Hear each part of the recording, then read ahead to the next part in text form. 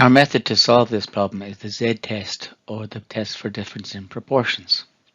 And let's look at some basics.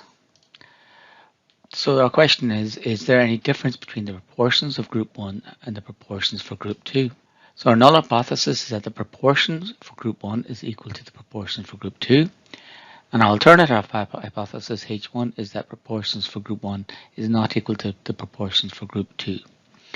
So at an alpha equals 0.05 level, the z-score should be either below minus 1.96 or above 1.96. So you're in the region of rejections at the end of the distribution.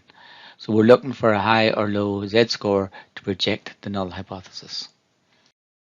The z-score algorithm we use is similar to one we looked at previously. On the left you see the algorithm, on the right you see the example of hard to give up internet. And the z-score is the proportion for group 1 minus the proportion for group 2 minus 0.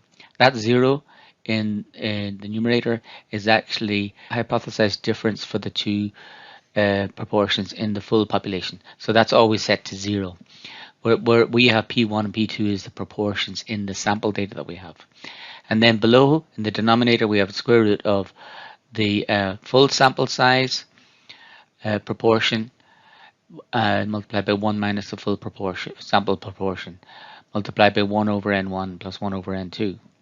So you can see on the right hand side there that proportion 1 is x1 over n1, proportion 2 is simply x2 over n2, and the proportion for the full sample is x over n.